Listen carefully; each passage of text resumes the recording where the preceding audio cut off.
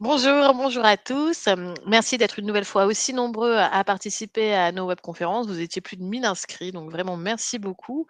Et avant de commencer, avec toute l'équipe de Jury Travail, on voulait vous souhaiter une excellente année 2026, pleine de bonne humeur et de santé et de questions juridiques auxquelles on pourra répondre avec Kevin. Aujourd'hui, nous allons aborder un sujet central pour les employeurs, les RH et les managers, les primes et les avantages. Ce sont des outils qui sont très utilisés en pratique, hein, mais c'est aussi l'un des terrains les plus sensibles en matière de risques juridiques et sociaux. Entre les règles conventionnelles liées aux conventions collectives dont on va parler, les engagements contractuels, les contraintes de l'URSSAF et la jurisprudence, voilà, on va tout faire pour vous accompagner sur ces questions avec Kevin aujourd'hui. Pour me présenter rapidement, je suis Élodie Delisle et je suis directrice marketing chez Jury Travail depuis bientôt 9 ans. Et aujourd'hui, j'ai le plaisir d'animer cette session avec Kevin Lemoyec. Bonjour Kevin. Bonjour Elodie, bonjour à tous et excellente année 2026 à vous tous, en espérant que ce ne soit pas trop compliqué pour chacun de nous parce que je sais que ça a été compliqué pour beaucoup ces derniers temps avec les difficultés politiques qu'il peut y avoir, les nouveautés qui sont assez complexes et malheureusement l'année 2026 ne commence pas très bien sur ça, sur ce point. Donc n'hésitez pas à nous suivre sur nos pages LinkedIn, sur les réseaux pour ne rien rater. Exactement. Kevin pardon, est juriste en droit du travail, chez Jury Travail depuis plus de 5 ans et au quotidien, il accompagne les employeurs, les responsables RH sur toutes leurs questions, notamment de rémunération, de politique de primes ou de conformité sociale. Alors, pour ceux qui le connaissent déjà, Kevin a une approche très concrète et donc si vous avez des questions très concrètes, n'hésitez pas à lui poser. Il se fera un plaisir d'y répondre. Nous sommes également aujourd'hui accompagnés par Benoît sur le chat. Il sera là pendant toute la session. Il répondra à vos questions et vous partagera les éléments de notre base documentaire. On y reviendra tout à l'heure, mais Jury Travail propose une énorme base documentaire juridique à l'ensemble de ses clients. Et Benoît vous partagera les liens pour aller chercher l'information directement sur notre site. Vos questions sont donc les bienvenues pendant toute la présentation. Attention quand même, cette webconférence s'adresse aux professionnels. Si votre question concerne une situation personnelle ou confidentielle, vous pouvez utiliser le bouton J'ai une question. Elle sera transmise directement à notre équipe de juristes. Et si votre question vous concerne vous personnellement, on peut vous mettre en relation avec nos avocats partenaires. Le support présenté aujourd'hui est conçu pour être accompagné des explications de Kevin, donc. Et si vous souhaitez recevoir le replay ou le support, vous pouvez en faire la demande via le petit bouton Je reçois le replay. Avant de commencer, quelques mots sur Jury Travail. Jury Travail, c'est le leader de l'information juridique en ligne depuis 20 ans. Nous sommes la plateforme de référence en droit du travail, en gestion des ressources humaines et on accompagne chaque année des milliers d'employeurs, RH, managers ou CSE dans leurs questions juridiques. Nous comptons 50 juristes comme Kevin qui accompagnent quotidiennement nos 3000 clients dans tous les domaines de droit, même on s'appelle Jury Travail, on ne fait pas que du droit social, on fait aussi du droit fiscal, du droit des sociétés ou du droit des affaires. Je vous parle rapidement en quelques mots de nos abonnements. On propose 2 abonnements en fonction de vos besoins d'entreprise. Vous pouvez, donc accéder à l'ensemble de notre base documentaire et surtout, vous pouvez poser vos questions directement à Kevin ou un de nos juristes, via un numéro de téléphone. On a 2 petites nouveautés pour cette année 2026, un accès illimité à notre IA juridique, c'est-à-dire que vous pouvez poser vos questions directement à notre IA qui se fonde uniquement sur la base de Légifrance et de Jury Travail. Donc en fait, il y a pas de possibilité, d'avoir des hallucinations puisque lorsqu'elle ne sait pas, notre IA, elle dit qu'elle ne sait pas et vous conseille d'appeler un de nos juristes. Ça vous fait gagner du temps et puis vous pouvez avoir des discussions beaucoup plus intéressantes aussi avec nos juristes. Donc, n'hésitez pas à nous contacter si vous souhaitez plus d'informations sur nos abonnements. Benoît vous a mis les liens dans le chat. On va passer aux choses concrètes sur les primes et les avantages. Kevin, on entre dans le vif du sujet, c'est parti. Totalement. Allez, si nous sommes réunis aujourd'hui, c'est parce que les primes et les avantages, comme on le disait, concentrent une grande partie des risques en matière de rémunération. Donc, pour structurer ce webinaire, on va travailler sur 4 grandes catégories. La première, les primes conventionnelles. La deuxième, les primes contractuelles et les avantages en nature. Pardon, j'ai un problème là, voilà. En troisième, pardon, les primes indemnisant les frais professionnels. Et enfin, les primes de partage de résultats. Je te laisse donc la parole, Kevin, pour la première partie sur les primes conventionnelles. Exactement. Et donc, la première des questions à se poser, c'est qu'est-ce qu'une prime conventionnelle? Pour bien border le sujet, c'est très simple. C'est une prime qui découle d'une convention collective, d'un accord collectif aussi, pourquoi pas, mais d'une norme supérieure qui va s'imposer à l'employeur. Donc, il faut être extrêmement attentif au niveau notamment des conventions collectives qui peuvent imposer un certain nombre de primes. Par exemple, vous pouvez avoir des primes dans la Syntec.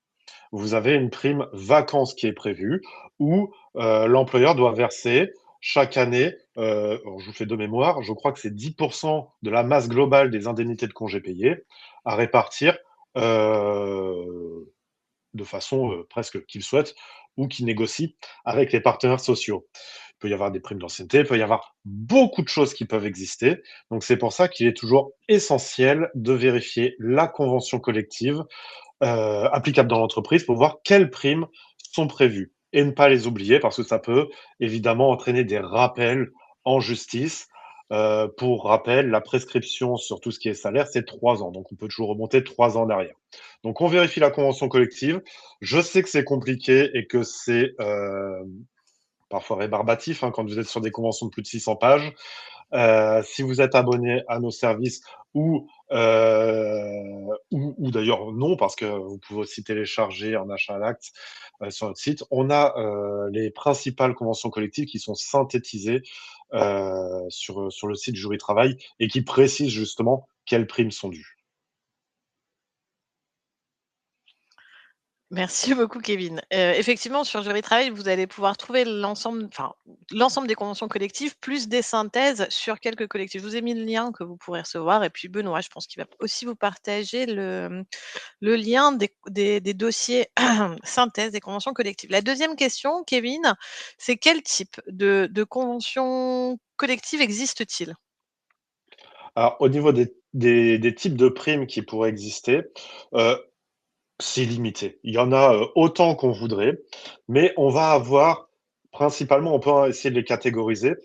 Vous allez avoir déjà tout ce qui va être les primes liées à l'ancienneté, donc généralement la prime d'ancienneté, hein, qui va être une somme, pourquoi pas fixe. Parfois, ça va être une part du salaire. Souvent, dans les conventions collectives, c'est là où il faut faire attention, c'est un lien avec le salaire minimum conventionnel prévu pour telle catégorie. Je vous dis n'importe quoi, vous allez avoir une convention collective qui va dire la prime d'ancienneté, au bout de 5 ans, c'est 1% du salaire minimum conventionnel de telle catégorie. Donc toujours à bien vérifier la prime d'ancienneté qui peut parfois avoir quelques points un peu complexes. Donc les primes d'ancienneté, c'est ce qu'on retrouve le plus souvent, mais il peut y en avoir d'autres, hein. On peut avoir des primes qui sont liées aux conditions de travail, par exemple tout ce qui va être des primes de panier, où là on est plutôt sur des primes sur les frais professionnels qu'on verra tout à l'heure. Mmh. On peut avoir des primes de nuit qui viennent compenser une suggestion particulière qui est liée au travail de nuit, qui peut être plus compliqué. Euh, des primes de froid, des primes de danger, des primes de risque, Oui. qui viennent justement compenser certaines choses. Alors ça peut être par exemple face à des difficultés de recrutement, on a du travail dans des congélateurs, je dis n'importe quoi, dans Oui, une oui, oui. criée sur un port de pêche par exemple, on a du mal à recruter, donc on va mettre des primes de froid pour augmenter un peu les salaires. Et parce que sur les postes qui sont exposés au froid, on va avoir du mal à avoir des personnes.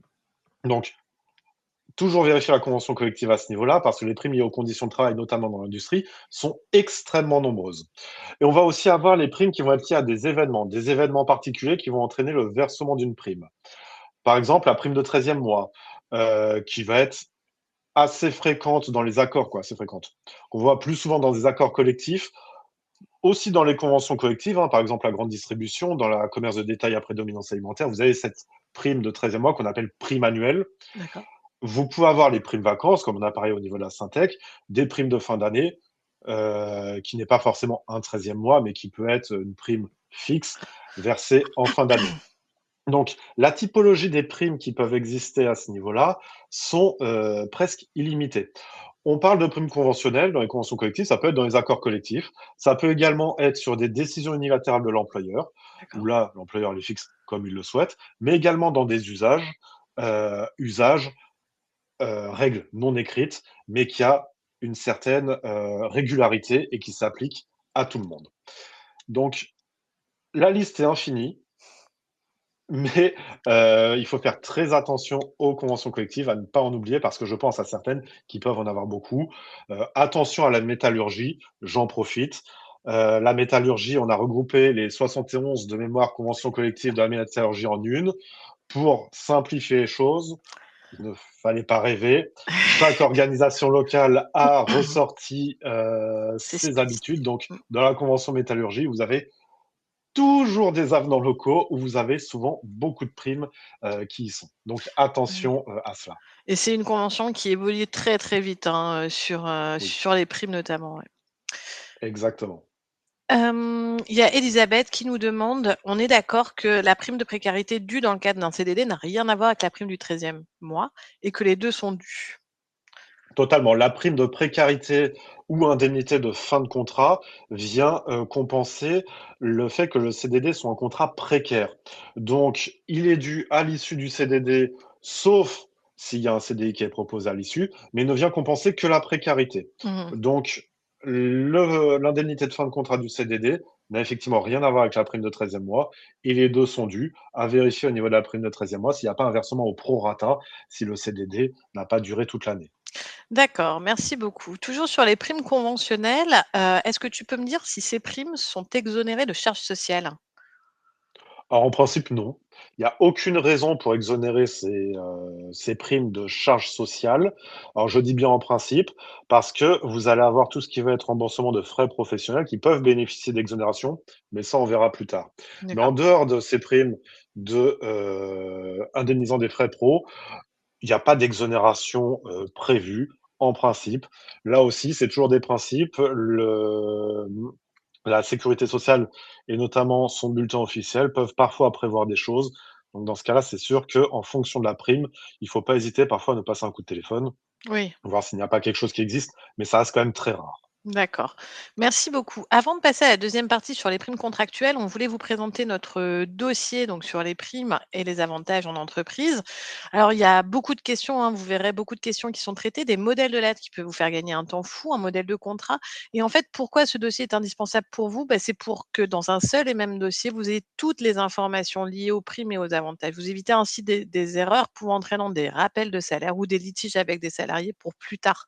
Ça vous permet d'encadrer vos pratiques et vos démarches de manière très claire. Et ces dossiers sont rédigés donc par notre équipe de juristes à l'édito, donc Kevin fait partie.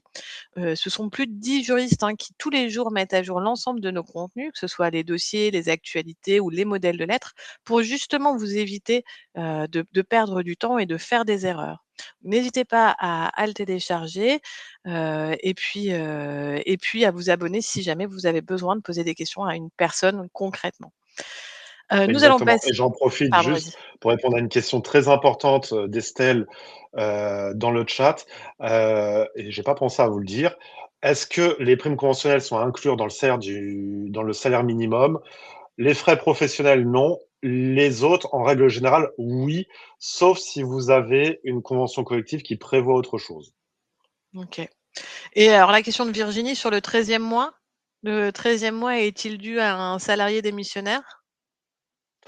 En théorie, non, sauf si la convention collective prévoit autre chose. Voilà. Je dis en théorie si le salarié démissionnaire n'est plus dans les effectifs, hein, au moment du Oui, oui. versement. Donc en théorie, non, mais après, vous avez certaines conventions collectives qui prévoient un versement pro rata en cas de départ en cours de cycle.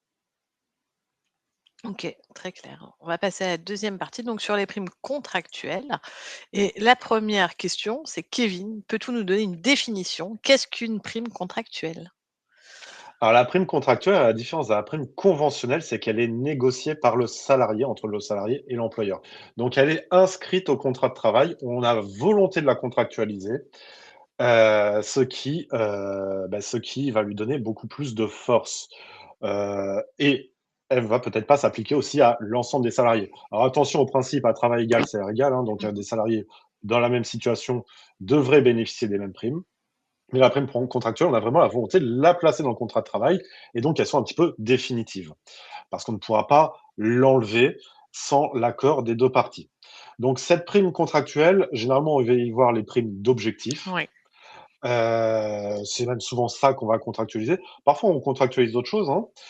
En règle générale, on évite de contractualiser les primes, hein, en dehors des primes d'objectifs, parce qu'il ne faut pas oublier que ça lui donne un caractère définitif, hein. Donc, généralement, on y met les primes d'objectifs. Et attention, là aussi, on n'y met pas l'intégralité des conditions de la prime d'objectif. On y met parfois la simple présence d'une prime d'objectif ou le montant d'une prime d'objectif, mais on ne détaille pas plus. La prime d'objectif, à ce niveau-là, les conditions pour obtenir sa prime d'objectif, on le passe par une décision unilatérale.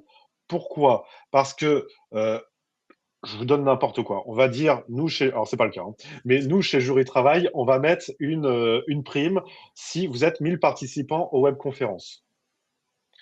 Euh, on va mettre une prime, allez, 200 euros. On peut mettre ça dans le contrat de travail, mais si vous êtes 1000 participants et que ça devient habituel que vous soyez 1000, ben là, la prime, on l'aurait tout le temps, donc on pourrait avoir la volonté d'augmenter la condition pour obtenir.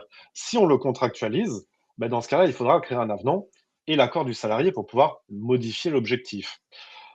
Alors que si on le passe par décision unilatérale, et ben dans ce cas-là, l'employeur, à chaque renouvellement du cycle, il pourra modifier les conditions pour obtenir ou non la prime d'objectif. Donc cette prime d'objectif, dès lors qu'elle est réaliste et réalisable par rapport au marché, il vaut mieux toujours la mettre en place dans une, on peut en parler dans le contrat de travail, mais les conditions sont mises en place dans une décision unilatérale. Attention, vu qu'on est sur la prime d'objectif, vu qu'on en parle rapidement, attention, votre prime d'objectif est généralement liée à un cycle. Par exemple, obtenir telle chose dans l'année ou dans le mois. Attention à ce que le salarié soit au courant des conditions d'obtention de la prime avant le début du cycle. Si on donne ça après le début du cycle, c'est trop tard. Et quand c'est trop tard, c'est que la prime est due dans son intégralité. Ok. Donc, il faut faire très attention à cela. Et je pense notamment au service RH, quand vous êtes sur des primes annuelles, attention au renouvellement des primes le 1er janvier, parce qu'avant, vous avez les périodes de Noël. Vous avez souvent les problématiques de paie de fin d'année qui prennent beaucoup de temps. Et on peut parfois voir que vous avez des services RH qui sont sous l'eau en fin d'année et qu'il y a un retard au niveau de la transmission des conditions des primes et que c'est transmis en janvier, ce qui est trop tard. D'accord. Donc, attention à faire, à cela, à bien prévoir ces moments de, quand on est sur des primes d'objectifs, sur des décisions unilatérales, à bien prévoir le moment où on donne les conditions des objectifs, à se laisser le temps de pouvoir y travailler, et puis voilà. Puisque tu parles des primes sur objectif, il y a Myriam qui pose une question. Je pense que tu as bien répondu à la première partie. Mais est-ce que elle demande, est-ce que les éléments détaillés par écrit dans un compte rendu d'entretien annuel est suffisant pour contractualiser cette prime sur objectif? Alors, ça va dépendre. Techniquement, oui. Ce qui importe, c'est que les éléments soient transmis aux salariés avant le début du cycle. Les éléments complets. Ça veut dire qu'une fois que le cycle a commencé, on ne D'accord. rajoute plus rien. Donc là, l'entretien annuel, si on peut démontrer que l'ensemble des objectifs ont bien été transmis aux salariés, Oui, pourquoi oui, pas? d'accord. Généralement, on le fait quand même à part, en pratique, très souvent par voie d'affichage ou mail, pour bien démontrer la date et être sûr d'oublier personne. On peut d'ailleurs faire les 2, hein. D'accord. Je regarde vite fait les questions, j'en vois pas d'autres, donc je te pose la question, suivante. L'employeur peut-il décider de ne plus verser une prime? Alors ça, c'est toujours la problématique. L'employeur ne peut pas ne plus verser une prime dès lors qu'elle est contractuelle. Si vous êtes sur une prime qui est contractuelle, pour pouvoir arrêter de la verser, il faut modifier le contrat, donc avoir un avenant. Un avenant, ça nécessite forcément l'accord des 2 parties signataires, donc l'accord du salarié. Donc la prime qui est contractualisée, on ne peut plus, décider de ne plus la verser, sauf à modifier le contrat. Il y a une chose qui peut exister, qui permet de modifier les contrats de travail, c'est ce qu'on appelle les accords de performance collective. Ouais. Ce sont des accords qui sont négociés avec les partenaires sociaux qui viennent modifier le contrat de toute une catégorie de salariés. Mais là aussi, lorsqu'on a ce type d'accord, c'est pas automatique. Si le salarié peut s'y opposer, auquel cas il risque un licenciement. Alors c'est pas un licenciement économique, hein, c'est ce qu'on appelle un licenciement sui generis. Mais le refus du salarié reste malgré tout possible. Lorsque la prime n'est pas contractualisée, eh ben, ça va dépendre.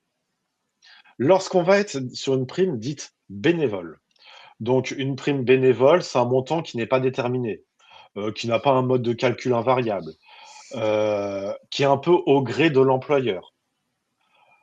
Cette prime bénévole, dans ce cas-là, effectivement, elle peut être supprimée.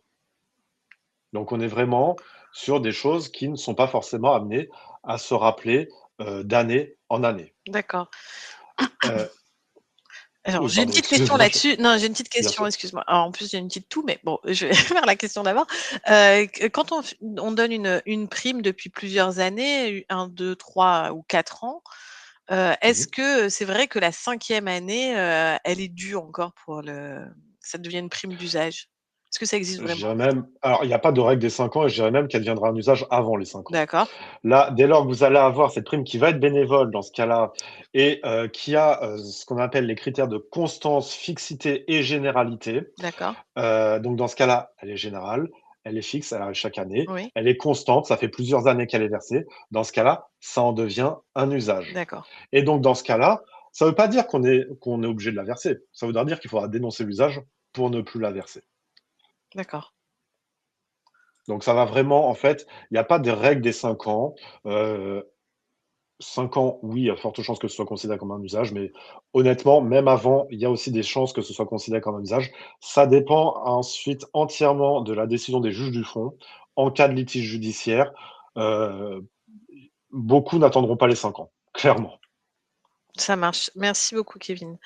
Hem, donc on en a déjà un peu parlé, mais la définition d'une prime d'objectif et ça répondra à pas mal de questions que j'ai pas encore, pris dans le chat puisque tu vas nous en parler tout de suite. Qu'est-ce qu'une prime d'objectif? Exactement. Donc la prime d'objectif, elle vient récompenser l'atteinte d'un objectif. Donc, alors, prime d'objectif, hein, qu'on l'appelle prime d'objectif, de quota ou de résultat, hein, peu importe le nom qu'on lui donne. Donc, on est sur cette prime qui est validée par la jurisprudence dès lors que les objectifs sont raisonnables et compatibles avec le marché. D'accord. Donc, il est très important de prévoir, de prévoir les conditions, donc on a évoqué tout à l'heure, les conditions d'obtention de la prime, de préférence en dehors du contrat de travail, Oui, afin de ne pas contractualiser les différents éléments. Et ensuite, bah, vous allez avoir, elle va être annuelle, elle va être mensuelle, peu importe. Votre prime, elle existera, elle vivra, et on donne bien les critères avant le début du cycle. Les objectifs réalistes et réalisables, en cas de litige, c'est toujours au juge, hein. C'est toujours dans le cadre d'une procédure judiciaire. C'est le juge qui dira si les objectifs sont réalistes et réalisables. Pour ça, il se basera sur les conditions du marché réel.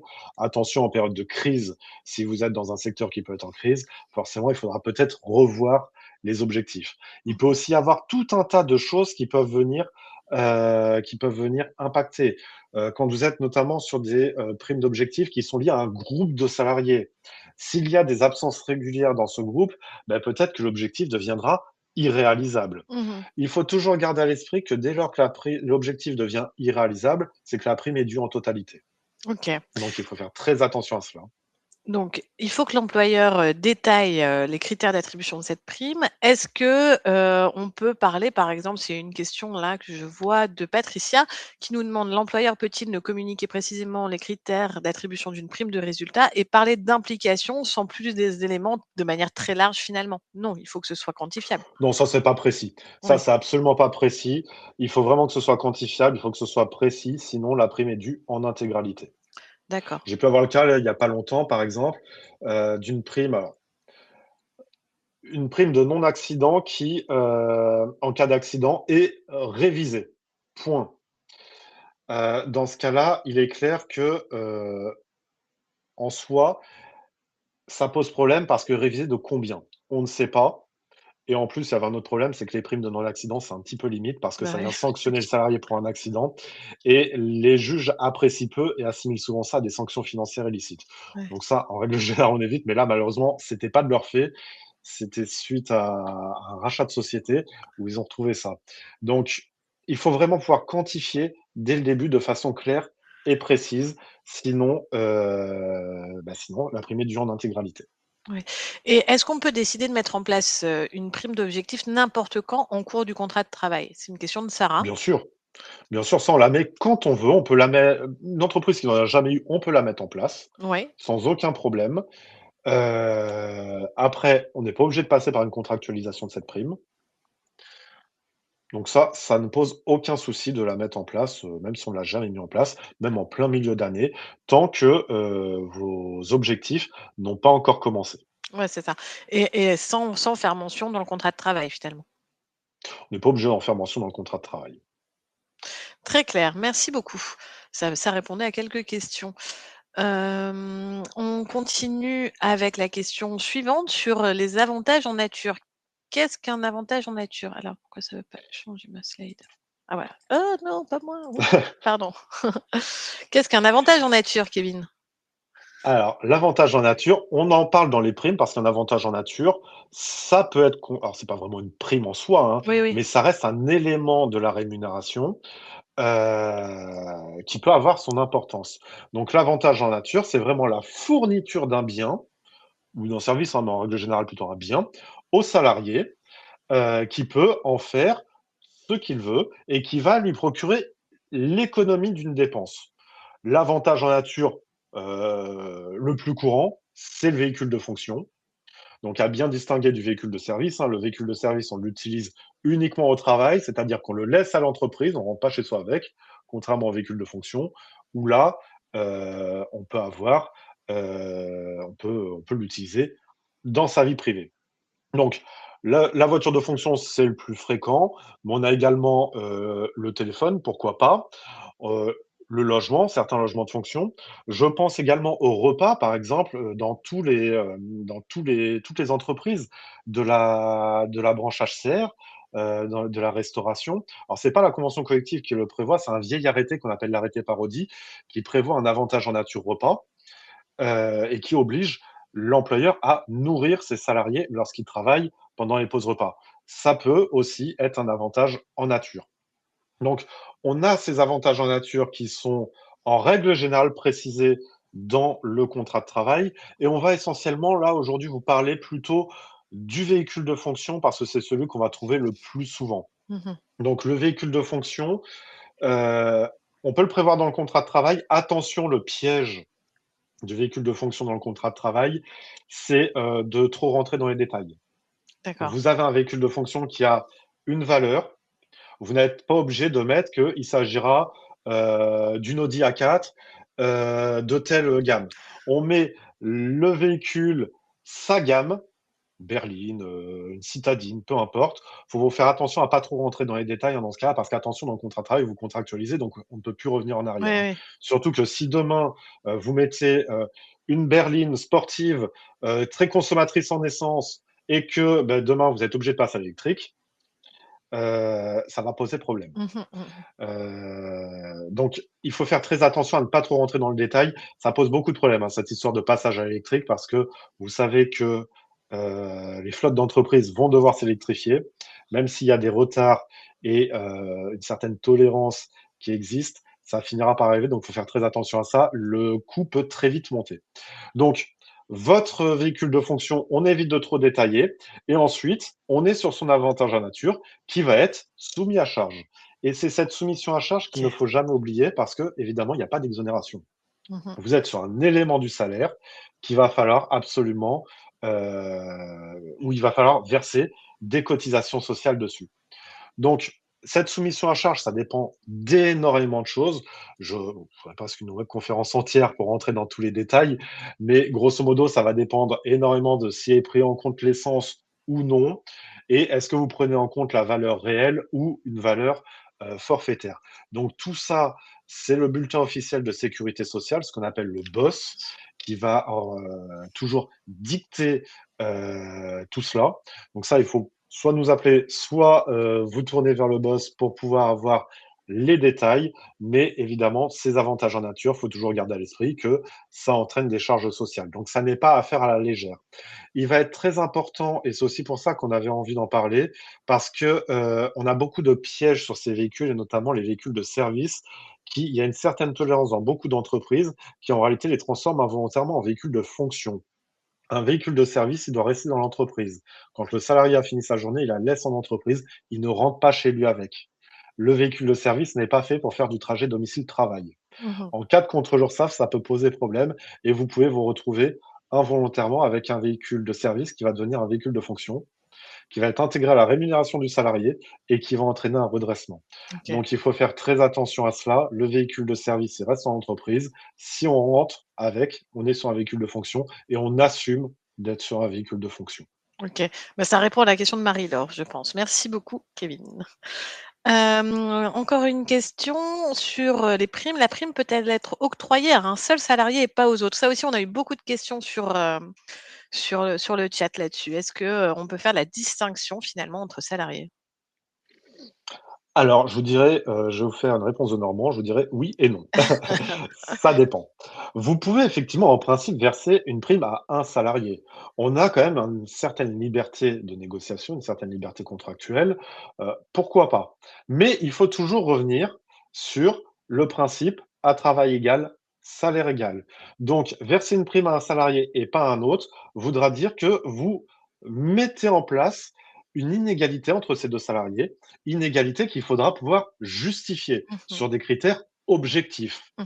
Si vous êtes sur 2 n'importe quoi, on va dire on est une petite entreprise de 2 salariés, vous avez un salarié, à une boulangerie, un salarié qui est au four, un salarié qui est à la vente, vous êtes parfaitement en droit de donner une prime d'objectif au salarié qui est en vente.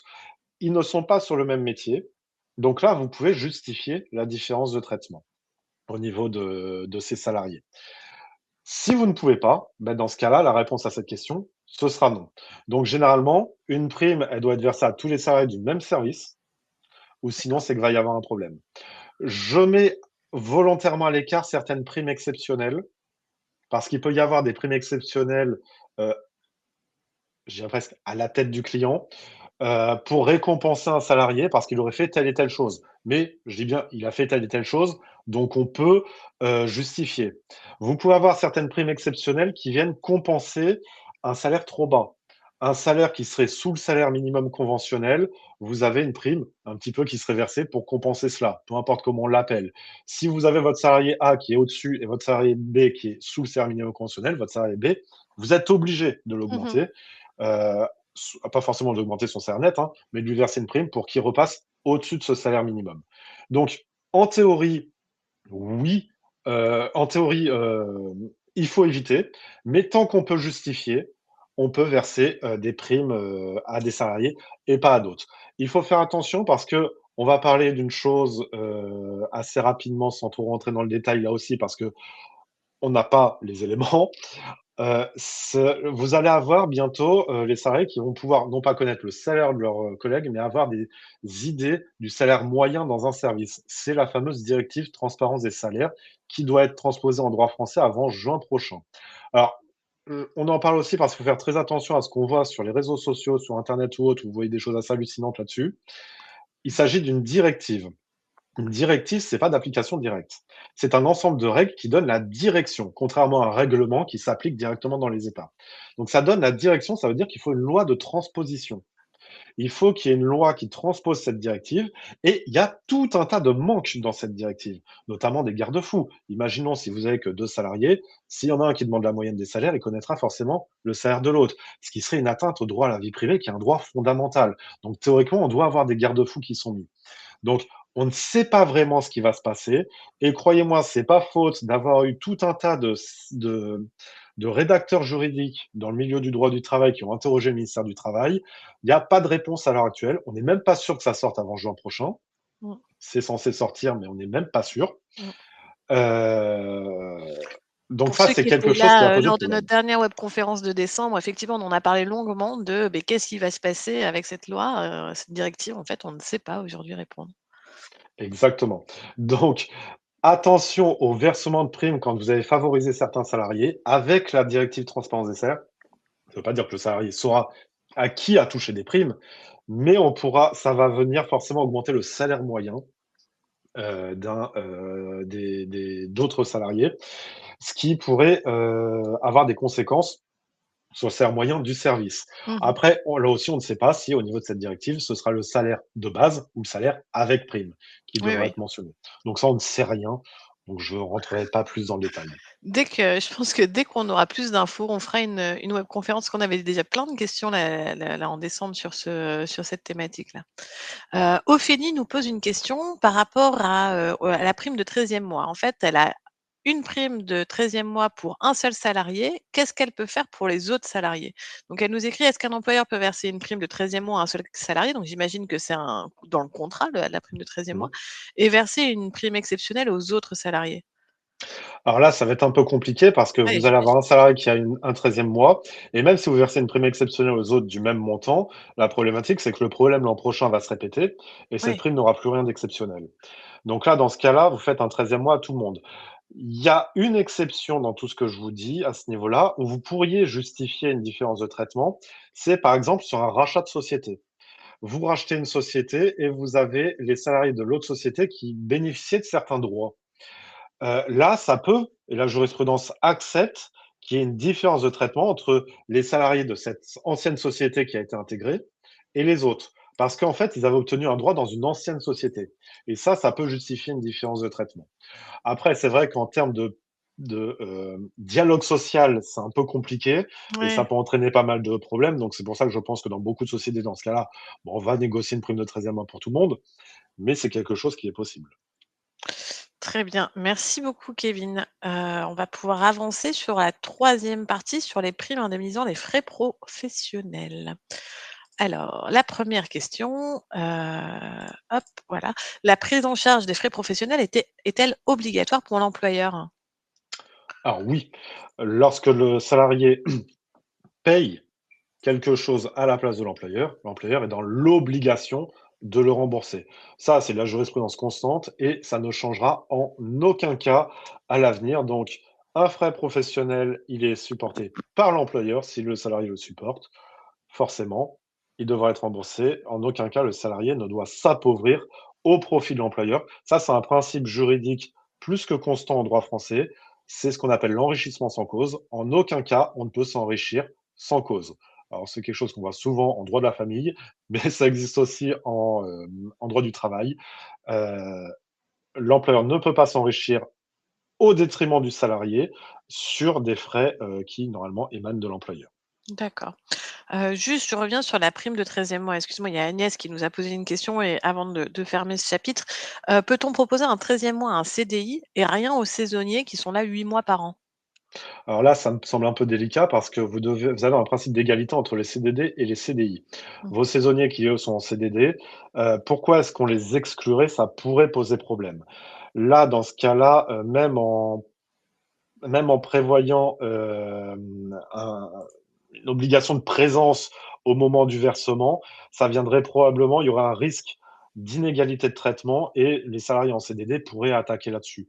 Donc dans ce cas-là, il vaut mieux prévoir un versement au prorata. D'accord, très clair. Merci beaucoup. Alors, on revient sur nos primes indemnisant les frais de professionnels et l'autre question que je voulais te poser, c'est dans quel cas peut-on verser des primes pour rembourser des frais professionnels? Alors là, il y en a un paquet. On va avoir essence bah, en fait, dans tout ce qui va appauvrir le salarié, dans tous les cas où le salarié va OK, s'appauvrir au bénéfice de l'employeur. d'accord, Donc on a, les cas principales, hein, tout ce qui concerne les déplacements, tout ce qui est indemnité kilométrique. Indemnité kilométrique, je précise, le salarié utilise son propre véhicule. L'indemnité kilométrique vient couvrir les frais d'utilisation du véhicule, donc l'usage du véhicule, l'essence, l'assurance. Mais attention, l'indemnité kilométrique ne vient pas couvrir le temps passé. d'accord. Alors ça, pourquoi est-ce que je précise? Parce qu'imaginez que vous avez votre salarié qui part de son domicile et qui va à un lieu anormalement loin par rapport à d'habitude. L'Inde, vous êtes sur ce qu'on appelle un temps de trajet anormal qui doit être indemnisé. Alors ça, il faut faire très attention quand on a ce genre de choses qui se pratiquent en entreprise, qui peut se faire en entreprise. Il faut le prévoir avant parce que certaines conventions collectives prévoient l'indemnisation, mais la plupart du temps, elles ne prévoient rien. Donc, il vaut mieux la prévoir avant. Par exemple, je vous dis n'importe quoi, temps de trajet anormal, vous allez, pour 1 heure de trajet, vous allez verser 30 minutes de salaire. OK. Donc, dès lors qu'on est sur des temps de trajet anormaux, attention, ce temps de trajet n'est pas couvert par l'indemnité kilométrique. Donc, indemnité kilométrique uniquement véhicule, essence, assurance.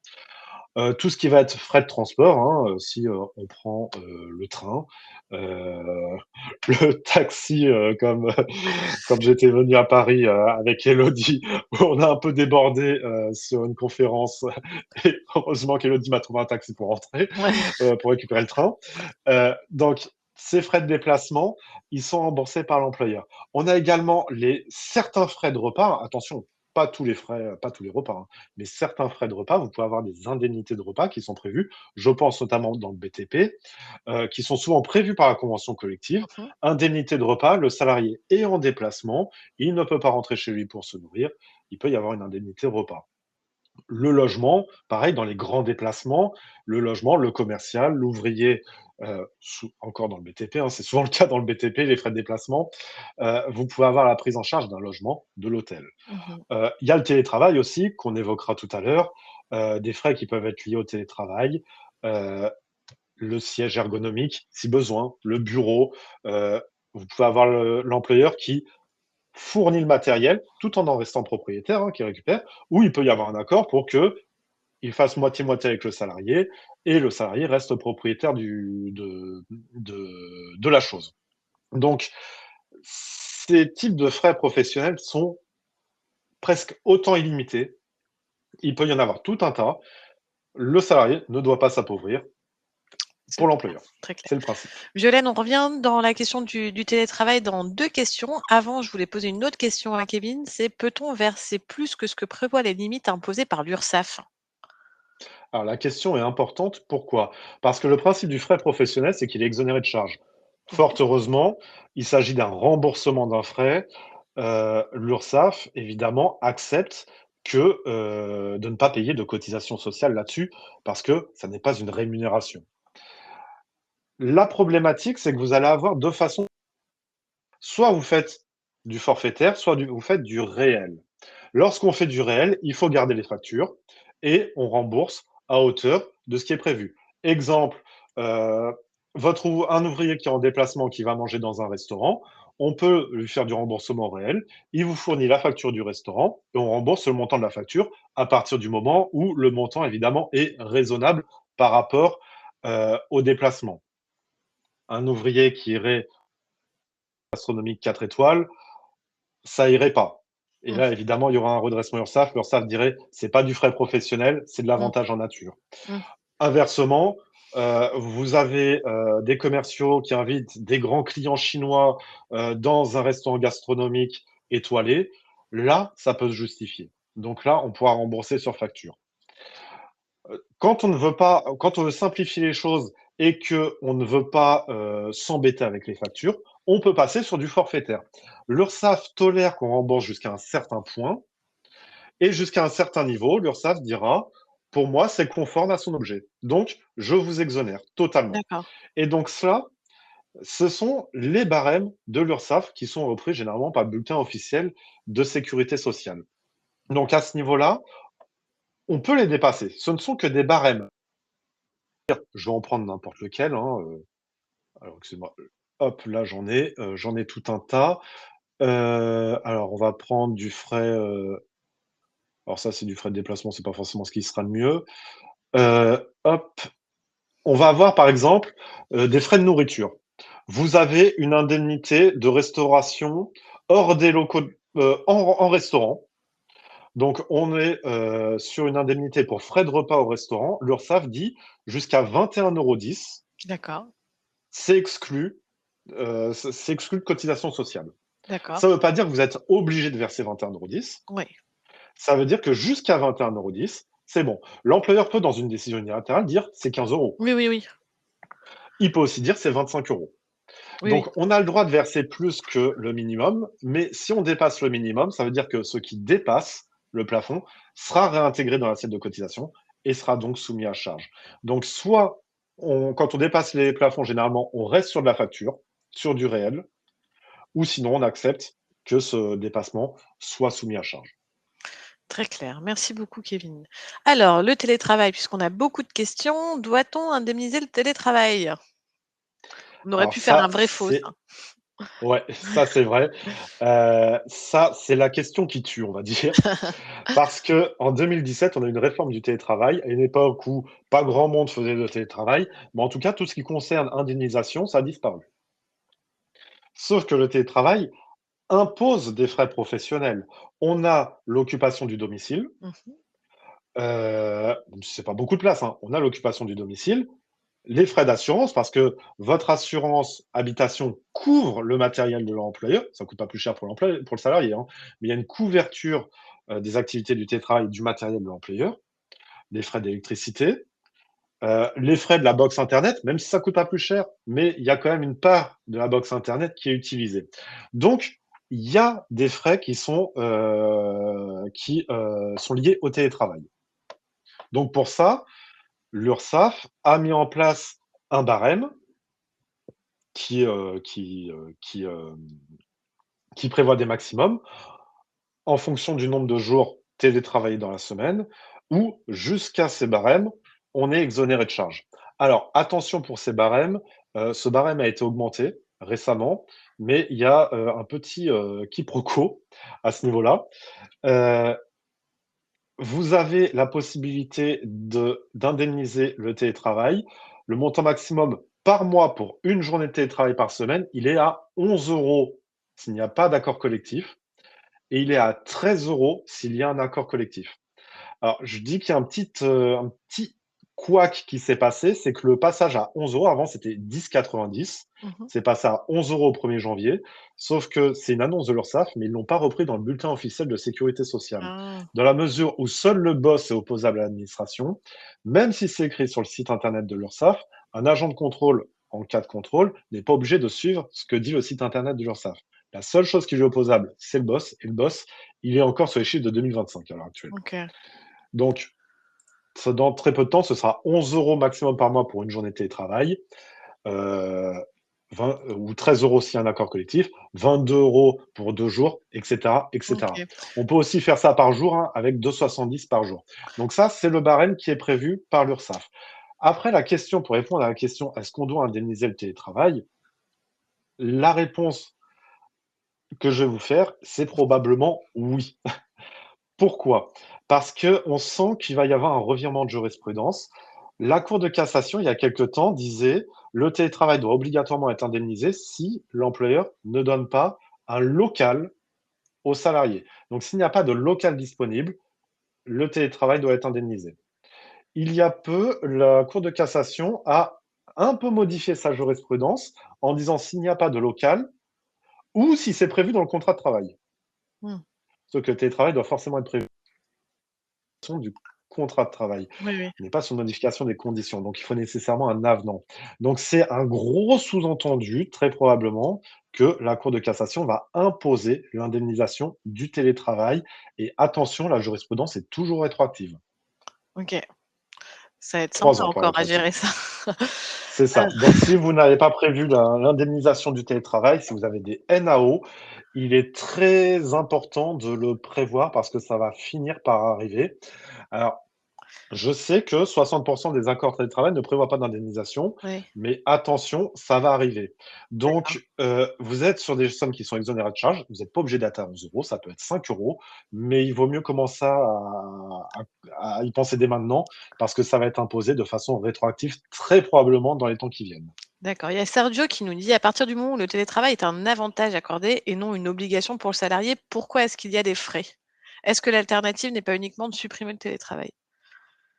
Je pense que c'est ce qui va se passer dans certaines entreprises, honnêtement. Mais après, le télétravail n'est pas, alors, on le voit comme un avantage, mais légalement, on peut difficilement le considérer comme un avantage. On est juste sur l'exercice du télétravail ailleurs. Je comprends totalement que ça fait des frais de route en moins, ça peut être considéré comme un avantage. Mais légalement, c'est juste le lieu d'exercice du travail qui change, qui se fait au domicile du salarié. Donc forcément, vous avez des frais qui s'en dégagent. Et c'est de ce raisonnement que la Cour de cassation va très probablement l'imposer. Oui, donc ça revient à la question de Anne qui dit: «Mais si c'est un choix laissé par l'employeur à l'employé pour commodité personnelle, dans ce cas-là, il peut effectivement annuler le télétravail et tant pis, quoi». C'est ça. OK. Alors, c'est pas encore le cas, hein, Oui, mais oui. on le sent bien, vu la tournure de l'attendu de la Cour de cassation, ça va arriver. D'accord. Bon, on a beaucoup de réactions qui disent, mais quand c'est le salarié qui décide, pourquoi il devrait être indemnisé? Bon, bah, peut-être C'est pas le qu'il est salarié qui décide, ce sont les parties qui décident. Vous êtes sur une modification du contrat de travail pour la mise en place du télétravail, ça va nécessairement dire qu'il y a un commun accord tant entre l'employeur que le OK. salarié. Donc une simple charte de télétravail signée par le salarié, ce n'est pas suffisant, il faut passer par un avenant? Pas de charte de télétravail signée par le salarié, en aucun cas. OK, Heu, Obligation, il faut d'abord tenter de négocier un accord. À défaut d'accord, on fait la charte et la charte, c'est une DUE, elle est affichée. OK, Elle n'est pas OK. signée par le salarié, c'est unilatéral et en plus de tout ça, on fait toujours un avenant au contrat de travail, pour matérialiser l'accord des parties. Donc ça, en cas de besoin, on a le dossier télétravail Oui, oui. sur notre site avec tous les modèles nécessaires, hein.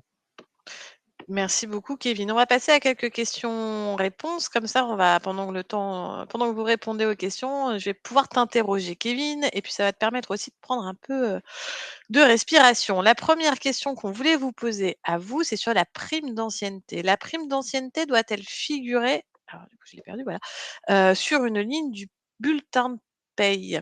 Donc sur une ligne à part du bulletin de paie. Tout à l'heure, on avait une question d'ailleurs, sur, si j'ai juste prime 2025 sur mon bulletin de paie, qu'est-ce que ça veut dire? Ah totalement, là, on ne sait pas ce que ça veut dire. Ouais, voilà. Alors donc la prime d'ancienneté doit-elle figurer sur une ligne à part du bulletin de paie? Normalement, vous pouvez répondre directement, sur le sondage et pas sur le chat. Est-ce que vous voyez le sondage? Est-ce que j'ai des réponses? Oui, j'ai des réponses. Donc n'hésitez pas à utiliser le petit sondage pendant ce temps-là, je vais regarder les questions. Il y en a eu pas mal auxquelles j'ai pas répondu. Enfin, j'ai pas posé la question parce que moi je ne sais pas y répondre, hein. Il y avait, voilà, Anaïs, qui nous posait une question sur la différence entre prime contractuelle et prime d'usage. Prime contractuelle est prévue au contrat de travail. Voilà, L'usage, il n'y a pas d'écrit. Un usage, c'est quelque chose qui n'est pas écrit, mais qui est fait. Fort heureusement, on ne peut pas toujours tout écrire. Donc, c'est un droit qui est créé parce qu'il est constant et régulier. Il s'applique à plusieurs personnes. Donc, un usage, une prime d'usage, c'est une prime qui n'est pas écrite, mais qui s'applique de façon constante à plusieurs salariés.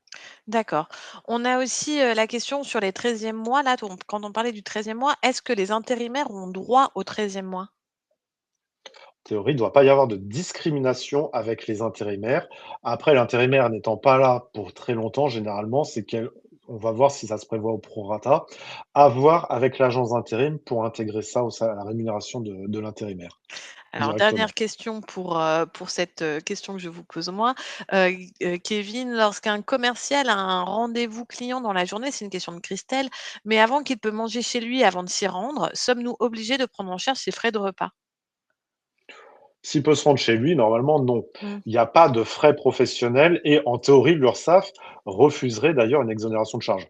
En pratique, ils vont pas les s'embêter, ils pourront pas prouver, donc il Ouais, y aura pas vraiment de problématique à ce niveau-là. Mais si le salarié peut rentrer chez lui, ce commercial peut rentrer chez lui, il n'y a pas de raison de lui payer son oui, oui. repas. D'accord, Même si je pense qu'en pratique, on le fait quand même parce que c'est un coût de gestion derrière. Si on doit à chaque fois vérifier s'il pouvait ou non, c'est toujours un peu compliqué. d'accord. Merci beaucoup Kevin. Donc je vais fermer le vote sur la prime d'ancienneté et vous êtes 92 à nous dire que non, que oui, pardon. Que oui, la prime d'ancienneté doit figurer sur le bulletin de paie avec une ligne propre, hein. Eh ben, vous avez raison. C'est parti. Vous avez raison, la prime d'ancienneté, elle doit nécessairement apparaître à part, déjà, pour tout simplement déjà prouver qu'elle a été versée. Oui, Parce que sinon, attention, bulletin de paie, c'est ce qu'on appelle une présomption simple, ça veut dire qu'on peut la renverser, mais si on ne le met pas à part, déjà, on ne pourra pas prouver qu'elle a été versée. C'est pour ça qu'il faut la mettre à part, tout simplement. très clair. D'ailleurs, toute Merci. prime, hein, vaut mieux les mettre à part, hein. Ouais et puis que ce soit explicite, quoi. Ouais. Alors, la deuxième question sur les chèques cadeaux. Est-ce qu'ils sont exonérés de charges? Donc pareil que tout à l'heure, vous pouvez répondre directement dans le petit onglet, sondage. Voilà. Est-ce Si qu'il vous me posez paraît la question de que font les chèques cadeaux ici, c'est que vous avez beaucoup d'employeurs qui versent des chèques cadeaux en prime, notamment en fin d'année, surtout dans les petites entreprises. alors, il y a Mariam qui demande sur le 13e mois: «Y a-t-il une différence entre prime du 13e mois et salaire, pardon, versé sur 13 mois?» Oui, c'est complètement différent. Donc cela généralement, ça va être la même chose, c'est quand on va vous dire D'accord, salaire versé sur 13 mois, c'est qu'il y a un 13e mois ou une prime d'accord. annuelle Donc ou en peu fait, c'est importe. que c'est pas, un valaire ah oui, d'accord, c'est que le 13e mois, en fait, ça compte ta prime. OK, j'ai compris. Mmh. Très clair. Merci beaucoup. Alors Voire pour parfois ça 13e, 14, 15e mois. Je connais des entreprises où il y a un 15e mois. Mais Pas pourquoi? Parce fréquent. que du coup, en décembre, ça fait 3 fois plus 3 de mois de salaire. bah, ouais. 3 mois de salaire en plus. Et quel est l'intérêt pour l'entreprise? Ça fait partie de la fidélisation. On voit ça souvent dans les entreprises familiales, Ah oui, d'accord. notamment dans certaines entreprises de la grande distribution. D'accord, je connaissais pas. Donc des questions sur le télétravail, il me semble qu'on a tout répondu. Ah oui, non, il y en avait une sur les 11 € là, par jour. Mais si le salarié fait qu'une demi-journée de télétravail, comment ça se passe? J'ai eu la question hier Ah, sur ce point. Heu, le bulletin officiel de sécurité sociale ne compte qu'en journée. Il ne connaît d'accord. pas les demi-journées. Donc dans Donc tous les cas, c'est 11 € quoi. bon, on ne sait pas. On ne sait pas. On pourrait se dire: «On compte qu'en journée, donc ce serait 11 €», mais après un agent en cas de contrôle pourrait dire: «Bah non, il fallait proratiser». Ça OK, n'est pas prévu. Donc si vous voulez vraiment sécuriser la chose, il faut passer par ce qu'on appelle un rescrit social. Donc vous devez interroger votre centre URSSAF officiellement par courrier avec en objet marqué «rescrit social» et leur poser la question. Ils vous répondront et attention, la réponse les engageront, mais que pour vous. d'accord. Bon, je vais fermer le vote pour cette question des chèques cadeaux. Vous êtes combien? Ouais, voilà, vous êtes 90 à dire que c'est vrai. Eh bien, c'est vrai également, vous avez alors, c'est vrai en partie. C'est vrai tant que vous ne dépassez pas 5 passes, donc c'est 196 ou 197 € par an maximum. D'accord, Jusqu'à ce niveau-là, vous êtes exonéré de charges sur les chèques cadeaux. Attention, les chèques cadeaux doivent être versés à tous les salariés sans exception OK, et sans aucune prise en compte de leur ancienneté.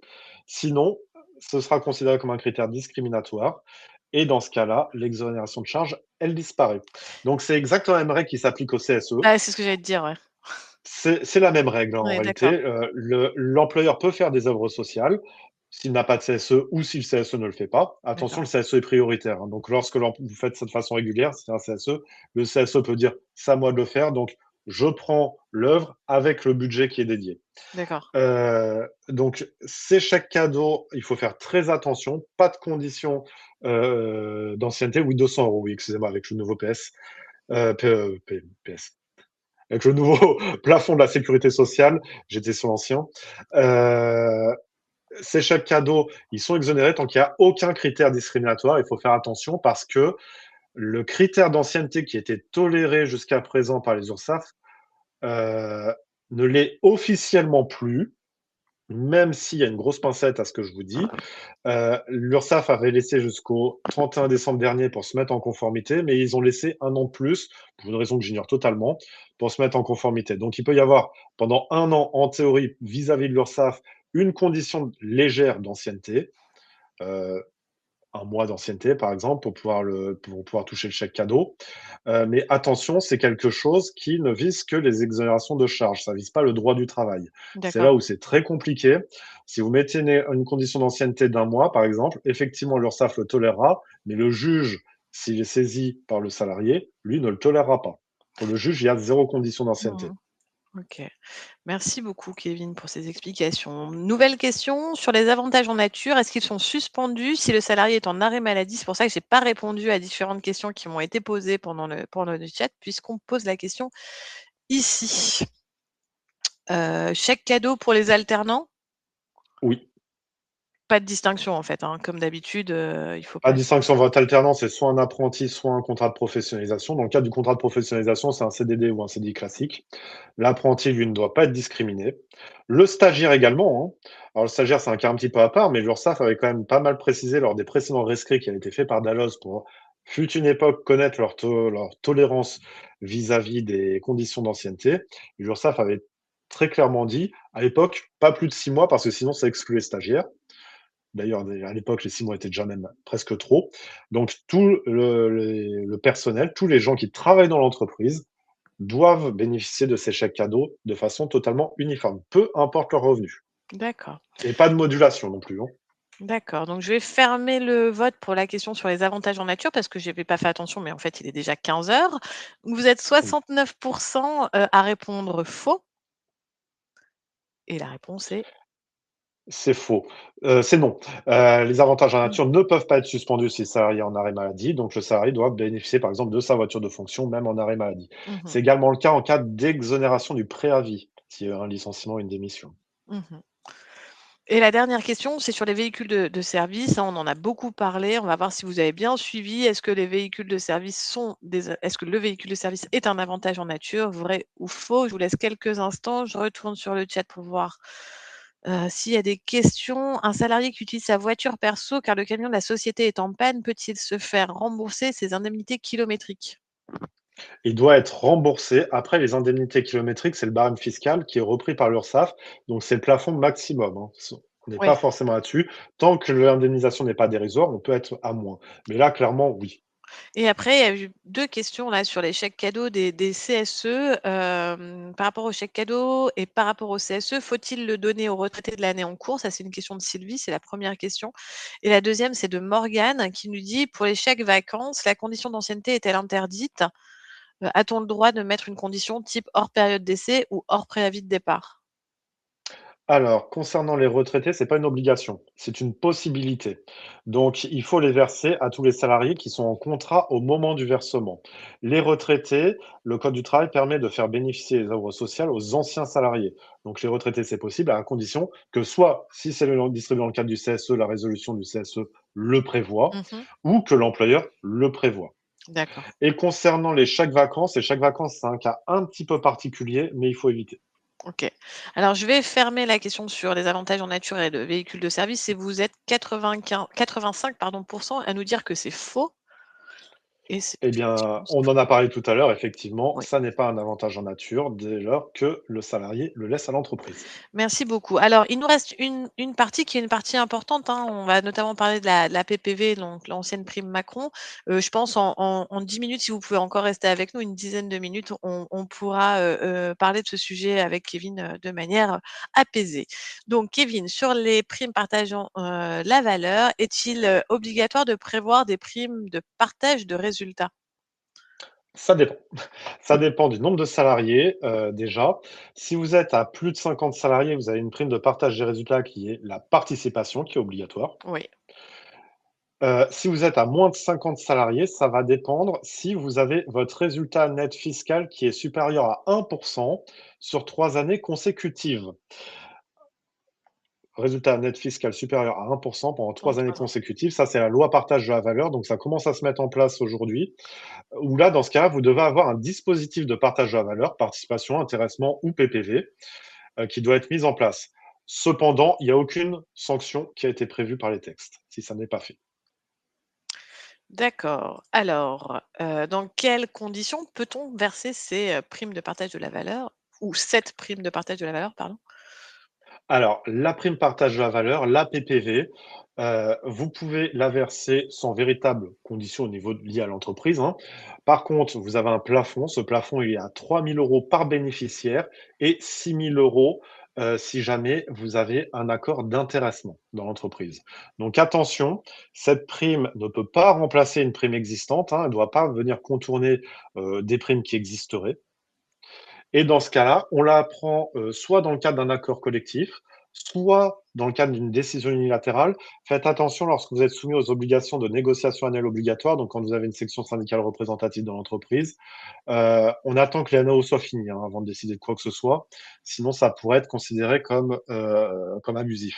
Vu que dans le cadre des NAO, il n'y a pas le droit de prendre des mesures individuelles, des mesures unilatérales, pardon, avant la fin des négociations, pour que celles-ci restent loyales. Donc, votre PPV, vous la mettez en place, donc accord d'entreprise ou DUE. Vous faites bien quelque chose d'écrit qui reprend toutes les choses en cas de contrôle URSSAF, hein, je Oui, pense surtout à la DUE. On la met surtout pas en place par usage. oui. Et donc 3 ou 6 000 €. On verse en théorie jusqu'aux salariés, à tous les salariés, mais l'exonération, elle est valable que jusqu'aux salariés qui gagnent moins de 3 SMIC. D'accord.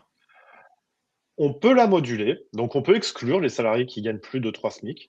On peut moduler en fonction de la classification, de la rémunération, la durée de présence effective, par exemple, hein, proratisé, pour les salariés arrivant en cours d'année, proratisé en fonction de toutes les absences.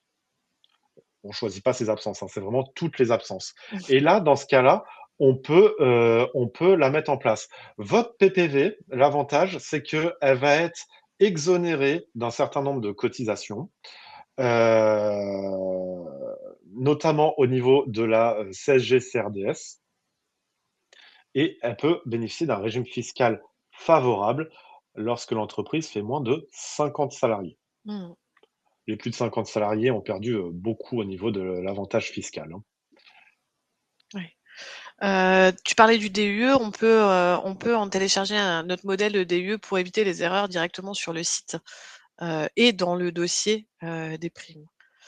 La Alors question voilà, Laurence, Ouais. là, on peut proratiser en fonction des absences, hein, ça fait partie des critères. Alors dans Mais de quelles toutes con les absences.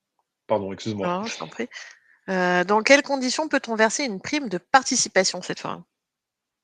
Alors la participation, c'est un dispositif un petit peu particulier qui est très encadré, qui est obligatoire dès lors que vous allez avoir plus de 50 salariés. Donc le calcul, vous avez une formule de calcul qui est prévue par la loi, qui est assez compliquée, hein, Mmh. avec un blocage des fonds sur 5 ans. En fait, c'est des possibilités de déblocage anticipé qui existent. Donc cette participation, elle est très encadrée. Plus de 50 salariés, on s'embête pas, on suit le calcul. On peut prévoir un autre calcul si celui-ci est plus favorable et on peut la mettre en place de façon volontaire dans les entreprises de moins de 50. Le but, en fait, de cette participation, c'est une participation au résultat de l'entreprise qui va bénéficier d'un certain nombre d'exonérations, là aussi.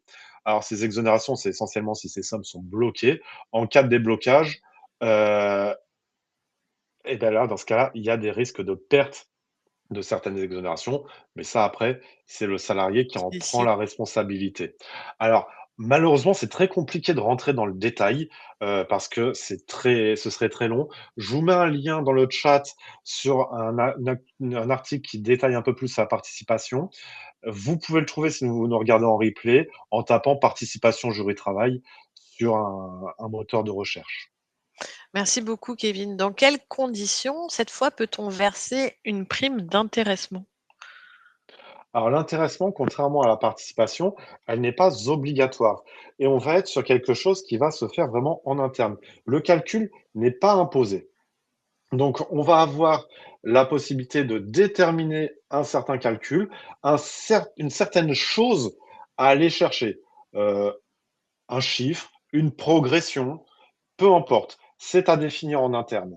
L'intéressement est un dispositif particulier également qui va permettre en fait de bénéficier là aussi d'exonération, tant fiscale que sociale, à partir du moment où on respecte un certain où, on ne la développe pas, pardon.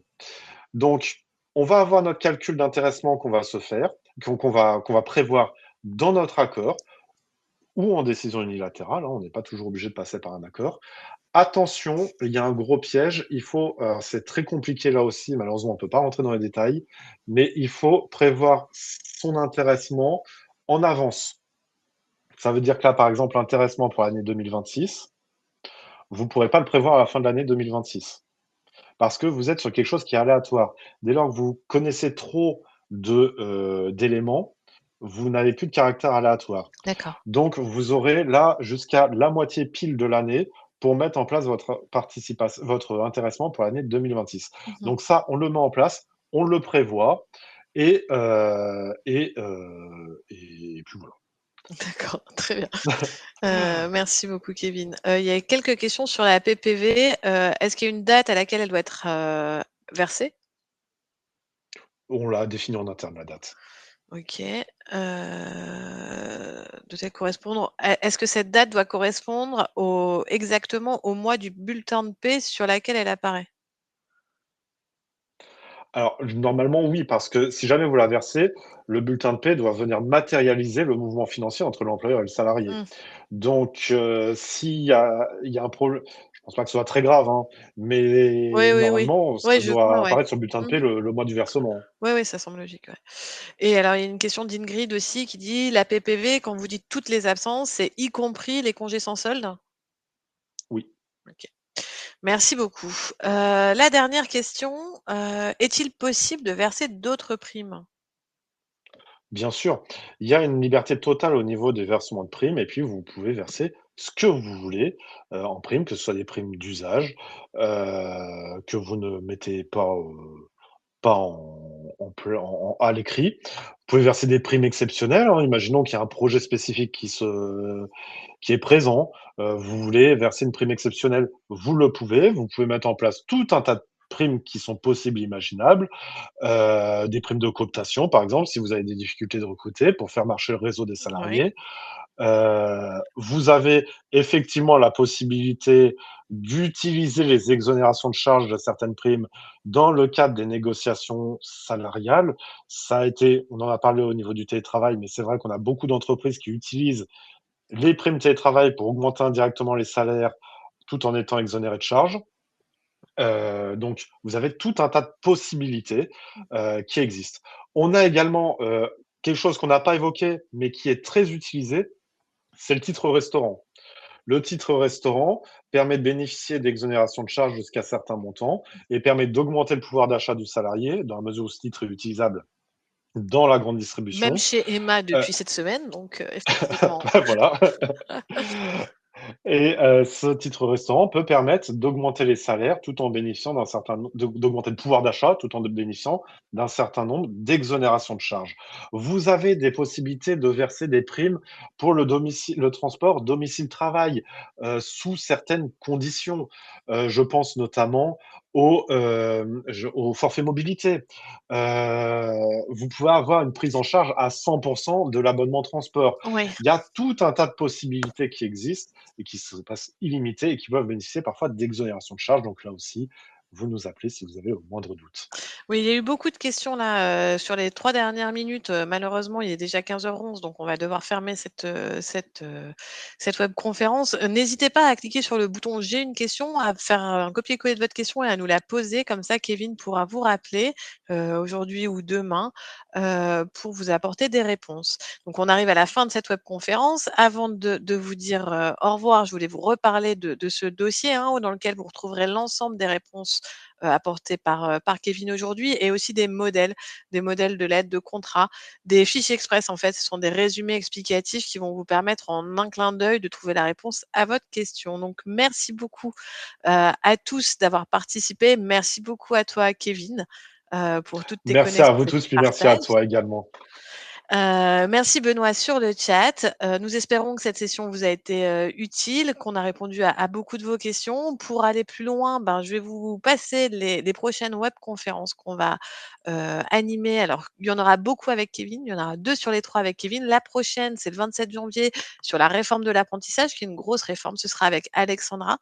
Et puis les 2 suivantes, février et mars avec Kevin, le 12 février sur le DUERP et le plan de prévention et le 5 mars sur, le recrutement d'un salarié hors Union européenne. Donc si vous avez des questions d'ici là, n'hésitez pas à utiliser le petit bouton «J'ai une question». On pourra, vous aider à y répondre et puis, bah, voilà, on vous donne rendez-vous pour les prochaines webconférences. Merci beaucoup. Avec Kevin, on vous remercie vraiment du fond du cœur parce que, ça nous prend du temps de préparer ces webconférences et quand on voit que vous êtes toujours aussi nombreux inscrits, beh, ça nous touche. Donc merci, merci, merci et puis voilà, Kevin, je te laisse le dernier mot.